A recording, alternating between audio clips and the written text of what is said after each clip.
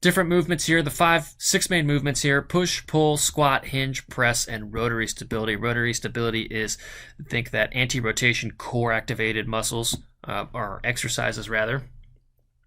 But the push, you don't need a whole lot of time on that because you get a ton on the bike already. If we're talking about running, then you might have to add a little bit more in there.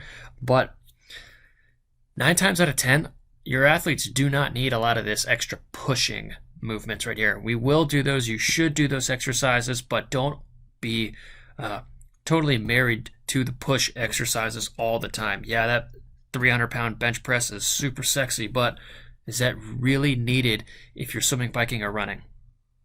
Think about that. Is that really needed in your individual sport? And if it is, then let's do it. Let's go for it. But you always got to think about, what is my sport using? What do I need to maximize my benefits from this sport? And then go from there. The pull. These pull muscles are often very much neglected.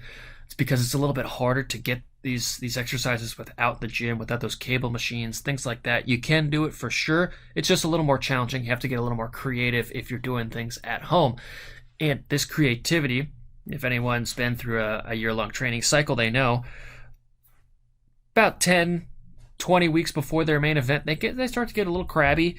The training time starts to increase significantly, and life stretch kind of gets in the way as well. And these pull exercises are usually the first thing to go from your exercise routine. And I caution you, because these pull exercises oftentimes need to be a staple of your exercise routine. So keep those in mind. You need these. Our prime mover on the swim, a stabilizer, or a sling on the run. So again, super critical right there. And it's important to balance these out. Think back to the push, got to balance it out with the pull. All right. And inversely a little bit as well. Squat, very similar to cycling and running. Hinge, this is another critical movement. I would argue, no matter what athlete you are. It's very difficult, but essential. And that's because it involves a lot of different muscles, a lot of different coordinated movements to actually do the hinge movement. And if you don't have this, it's going to be a problem for you later on in the season. I can almost guarantee it. Okay.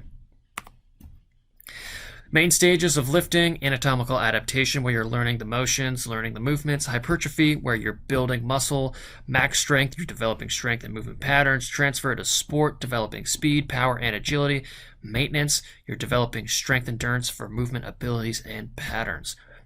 You can argue there's a little bit more, or maybe too many up here, depending on what you're doing. But these are pretty much the 5 here. So that maintenance one, that's pretty much when you're maintaining your strength over the course of your competition cycle. Those 8 weeks, 4 weeks, whatever you're doing. First one up, anatomical adaptation. Your foundation, decreasing the risk of injury. This is typically going to last 6 to 10 weeks. If you're a little bit more on the novice side, you could bump that up even 4 more weeks right here. There's no problem in staying in this anatomical adaptation phase for a little longer if you are a beginner. And if you're not, then obviously you don't need to spend too much time in here. You don't need to spend the 16, 12 weeks in here, but you'd still need to spend time in here every single year after you're coming off of that transition phase or that just detraining zone in your training here. There's going to be little or no weight in here. Typically, the sets are going to be 2 to 3, and they're going to be reps of 8 to 15. So notice that 8 to 15 reps is in line with the hypertrophy phase. And as you will increase your time in this phase, or as the weeks go by, you're going to start to increase that weight and move up to the hypertrophy level, but you're not quite going to get there because this is the anatomical adaptation stage. And in here, you're pretty much going to learn how your body moves around. You're going to learn the proper movements. You're going to learn the proper technique, focused on multi-jointed movements and addressing imbalances big time. RPE should be about 5 to 6. Again, there's really no heavy weights in here, and the techniques are pretty much driving the focus of this one. And after you nail the techniques, then you can start to increase the weight a little bit as the weeks, months go by. But just keep in mind, technique is super important on here. And this phase is going to increase the strength of your connective tissue, stability in joints, and bone strength and density. Because of those last 3, that's the main reasons why you shouldn't rush through this phase. If you do rush through this phase, you're going to set yourself up for failure later on, and we'll talk about that in a couple of minutes. Second phase is your hypertrophy phase. This is after your anatomical phase only. A lot of people rush into this, and a lot of training plans and coaches stick with this phase of training pretty much all year round. Couple of problems with that, but we'll talk about that in a second. This phase, again, you're lasting 6 to 12 weeks, and that range, there's a range in there because it's dependent on you as an athlete, or what you are trying to accomplish. If this is your first time lifting and this is your first time getting to the hypertrophy phase after this anatomical adaptation, you might spend a little more time in here just because the weights are going to be a little bit lower. You're going to need a little more time with that technique. You're going to probably have a little more fatigue. So you might want to stretch this out over a couple additional weeks. But again, this is individual to you as an athlete and your goals, importantly. So make sure you plan it out like that. RPE is increasing a little bit. You might have an 8 here, but very rarely. I mean, we're not really focused on getting super strong here yet. We're just focused on increasing a little bit. Okay, sets are about 3 to 4, 8 to 15. Again, that rep range is the same as the phase before.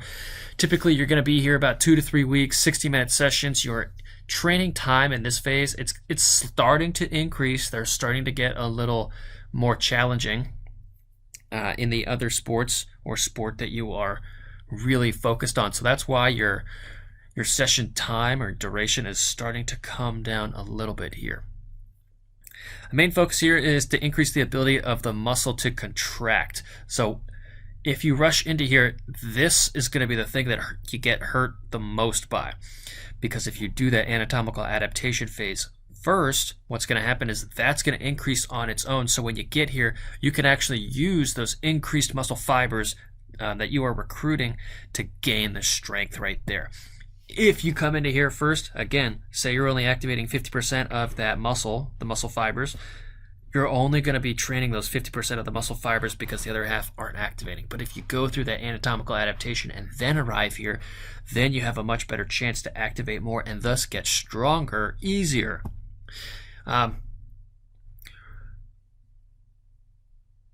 Technique becomes the huge limiting factor in this phase, and you're going to be a little sore here. Sorry, I misspelled that here. You're going to be a little bit sore, but it shouldn't hamper you from really hitting your main training workouts. And if it does, then you need to reevaluate your training targets. So if you targeted 4 sets, then maybe you need to back it down to 3 sets so you can hit those other ones and not be super crushed coming out of the gym here. Because if you are, then you're taken away from your main focus that you are training, and we do not want to do that. Focused on multi-jointed movements and refining balance at the joints here. So there is going to be, fewer exercises a little bit, just because of the amount of time needed to recover between the sets. And you're pushing your development toward that max strength side of the recovery, but not quite yet because we're not in that phase. So as the weeks go by, you want to slowly change up that rest in between the sets and move it towards the max strength side of things.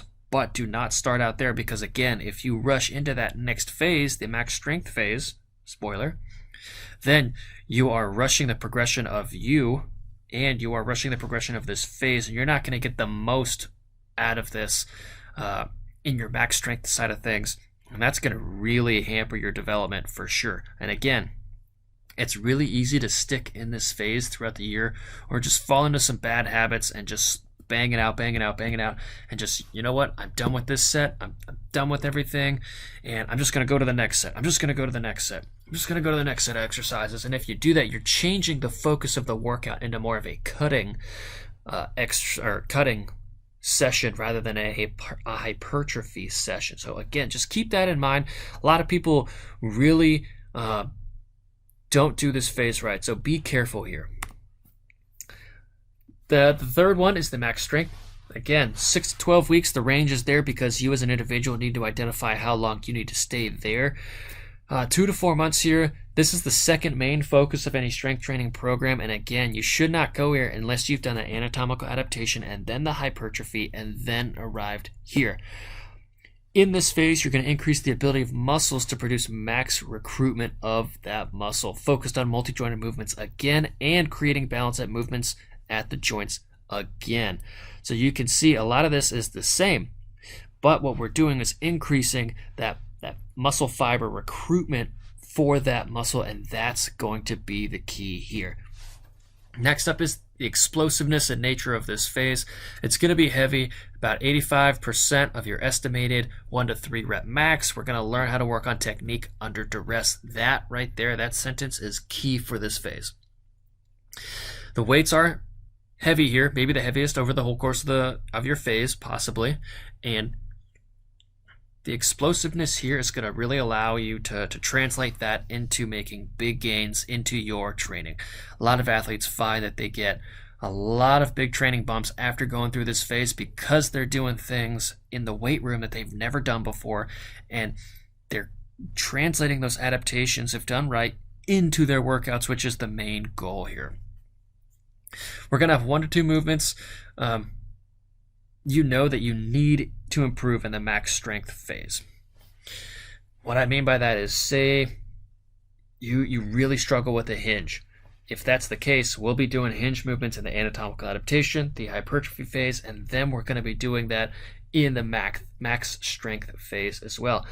And you shouldn't arrive at this max strength phase not having increased weights over your troubled areas, the movements that you have a lot of trouble with. And if you do, then do not just rush in here. Okay, 85% of my 1 rep max, I'm going to work on this deadlift right here. I'm really going to crush it. Do not do that. Because if you haven't built up the adaptation and if you haven't built up the tolerance to those weights, you're going to put yourself into a lot of positions that are not going to be conducive for success or allow you to get out of the weight room without injury. And that's another big key here. So do not rush into this, but you do need to focus on some of your movements to improve your max strength that are weak for you. Make sure you're doing that in your anatomical adaptation phase, then your hypertrophy, then you come out here. RPE 6 to 7, again, maybe 8 here, but again, we've already done a lot of this other stuff in those other 2 phases, so it's not going to be super hard for you here if you've been set up correctly. If you're a beginner, you might only need to start out at 60 to 65% of that estimated 1 to 3 rep max for you. Just because this is going to be the first time you've gone here, chances are if this is the first time you've gone through a serious weight program, then you probably have never gone over here, or maybe you've only been hanging out at this area, this 80-85% area when you go in the gym, and now when you get here, you're going to have proper form, you're going to have proper technique, and that's going to allow you to have a lot of those gains. Changing the moves every 6 to 8 weeks here. Again, if you're going through a 12-week cycle in this max strength, you can change the exercises 2-3 times. If you are more advanced, then you're going to need to change those exercises up more, not only to create the proper stimulation to increase that strength, but also for a mental reprieve from this strength training. Goals here is to increase max strength. For sure, that's going to be the big focus of this if you haven't figured it out already. Typically, athletes develop a lot of overuse injuries from not completing this phase. Think back to the hypertrophy one before, where a lot of athletes get stuck into that phase, they get stuck into their routine, they start to limit the rest, and that's where bad things happen over there. And then the overuse injuries come from the poor alignment, the joint alignment, and imbalance at the joint. So, going back to the third point up here, learn how to work on technique under duress. That is super key during this phase. And again, if you don't do that, you're setting yourself up for failure later on. Conversion to sports-specific strength. Depending on your schedule and your availability, your training cycle and all that, your races, how frequently you're doing that. Typically, this phase lasts anywhere from 6 to 12 weeks, 2 to 3 sets, 3 to 8 reps. If you need strength and if you need endurance, you're doing 2 to 3 sets again, but you're increasing those reps. Obviously, the The percentages of those reps of that 1 to 3 rep max is going to vary if you're doing strength or endurance, but ideally you want to be in the gym about 2 to 3 times a week, and if you can't do that, then you need to stack these on top of your swimming, biking, running, whatever you have the most time available to you. That's not going to take you well out of your way and create a whole nother session if you don't have that time.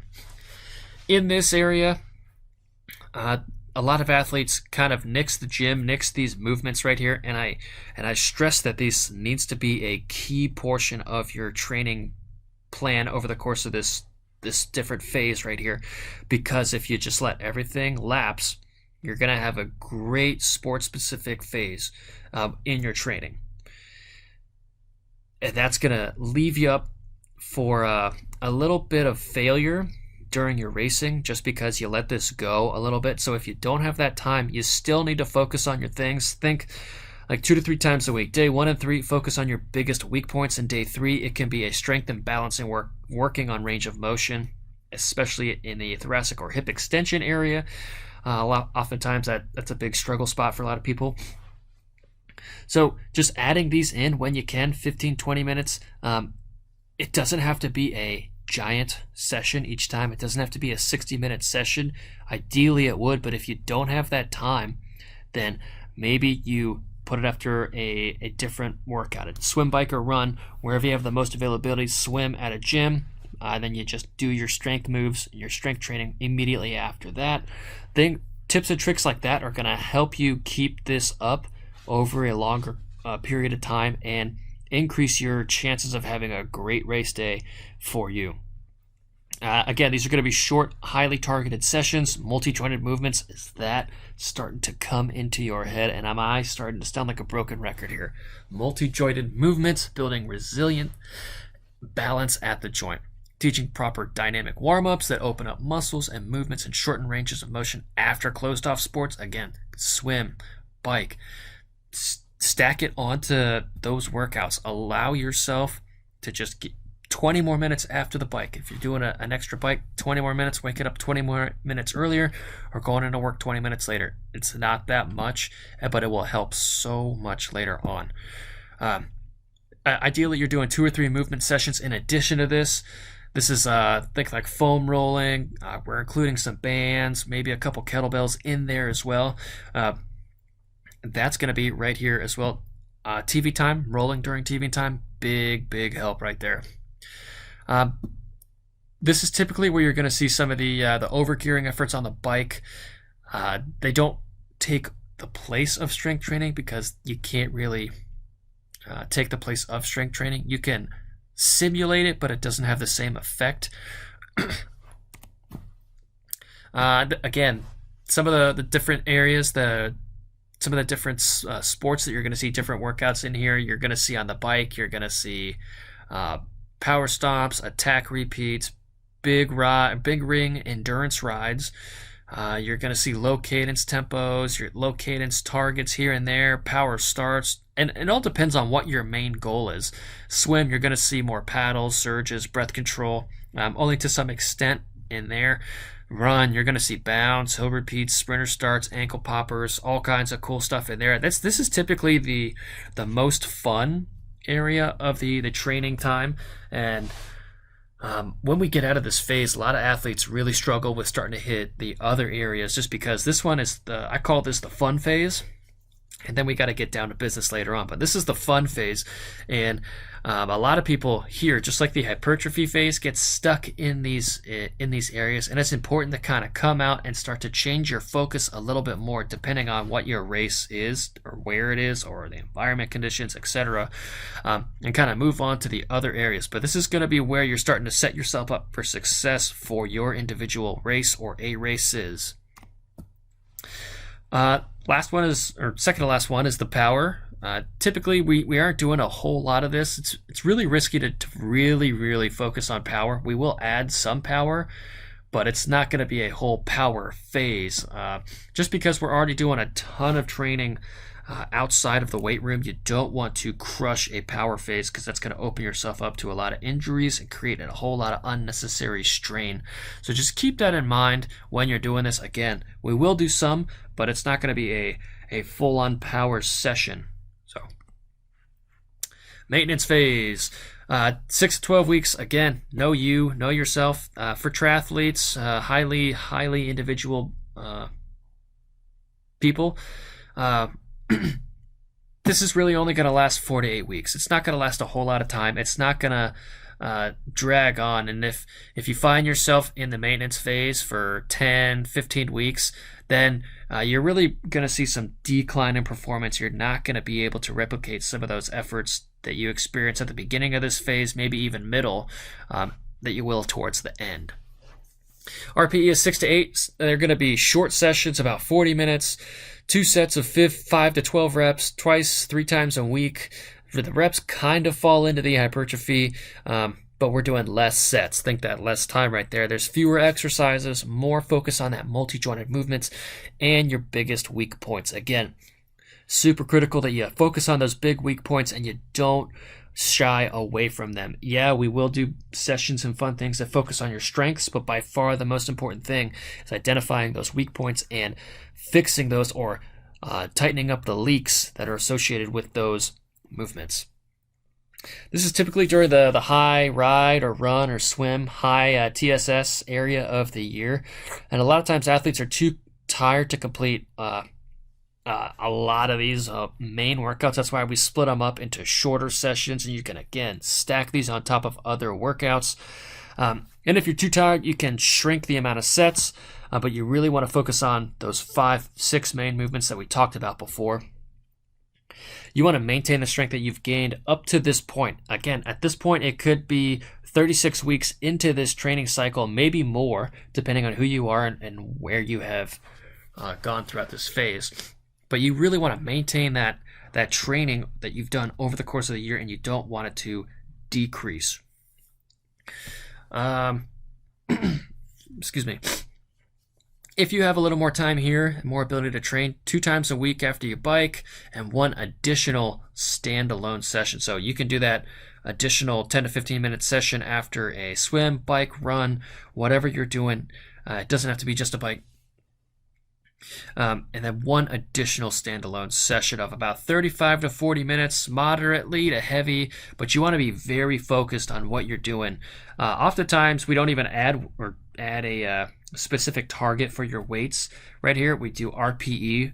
It's just easier. It's a little bit quicker. A lot of times we're not in the gym, so we can't really hit it. If you are in a gym, we will give you specifics, but in example session, you're going to work on your dynamic movements, soft tissue area, dynamic warm-up, and then 2, 3, if you have enough time, maybe even 4 pairs of exercises, and then after that, you're done. That's it. Super simple in this phase. Again, you gotta continue this phase if you want to keep seeing the gains out of the weight room, on the road, in the pool, in the open water, wherever you're doing the bulk of your training and your race is targeted. You really want to keep this up to keep those gains going through the season. A lot of times, people who don't, they will stop their progressions pretty much right around the beginning of summertime, and they'll maintain for all of summer into fall. And this is a great way to avoid that. You don't want to do that. An example here, 4 times a week, either before or after a session. So if you're a weak swimmer, 15-minute sessions of a set of 5 exercises that counteract what they just did in the water. Again, this is just an example for a swimmer who has a lot of imbalances, a lot of weaknesses in the swim. The reason that they have chose to focus on the movements that counteract the muscles from the swim is they're trying to develop better in the swim, because that's their limiter, that's their weakness. It's going to be about 70 to 80% of your estimated 3-rep max. Again, this kind of falls into the hypertrophy phase, but not quite, because we're just maintaining here. And again, the volume is much more important here. You're going to see a lot more TRX, kettlebells, bands, bodyweight exercises, but the bodyweight exercises are going to be a little different, because we're going to activate all the muscles associated with things like, say, a push-up. You're going to activate the lats, the glutes, the hamstring, the quads, all those muscles that you can possibly engage, and then we're going to do a push-up. So it's going to be a much different bodyweight exercise than you're used to.